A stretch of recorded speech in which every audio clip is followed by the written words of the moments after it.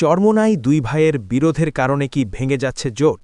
চরমোনাই দুই ভাইয়ের মধ্যে বড় ভাই রেজাউল করিম জামাতের সাথে জোটবদ্ধ হওয়ার ব্যাপারে একটু আগ্রহ প্রকাশ করলেও এতে বাধা হয়ে দাঁড়াচ্ছেন তারই ছোট ভাই চরমোনাই পীর ফয়জুল করিম।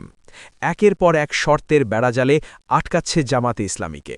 কখনো বলছে ১০০টি আসন, কখনই বলছে প্রধানমন্ত্রিত্ব, কখনো জামাতের হ্যাভিওয়েট নেতাদের আসন। চরমোনাই এক কথায় জামাতের ভোটে এমপি মন্ত্রী হতে চায়। তবে জামাত একটি প্রবল জনসমর্থনমুখী রাজনৈতিক দল। তাদের দলে রয়েছে হাজার হাজার ত্যাগী নেতাকর্মী এবং সাধারণ ভোটারদের সমর্থন। চরমোনাই পীরের দল বাংলাদেশের ইতিহাসে এখন পর্যন্ত একটি আসনেও জয়লাভ করতে পারে নাই। কোনো নেতাকর্মী এখনও এমপি হয় নাই।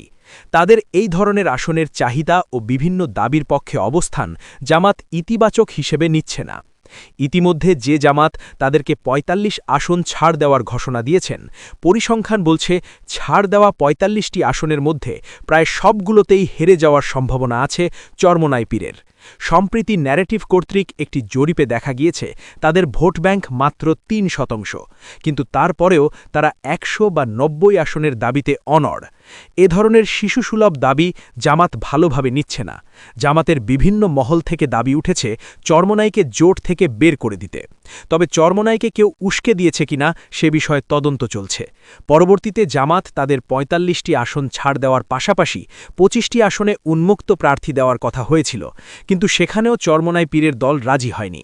কারণ তারা খুব ভালো করেই জানে জামায়াতের বিপরীতে জিতে আসা তাদের পক্ষে সম্ভব নয়।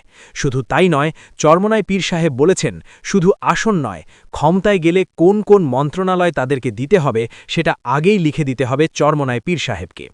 তবে এও শোনা যায় প্রধানমন্ত্রিত্বও চেয়েছেন চরমোনাই পীর সাহেব।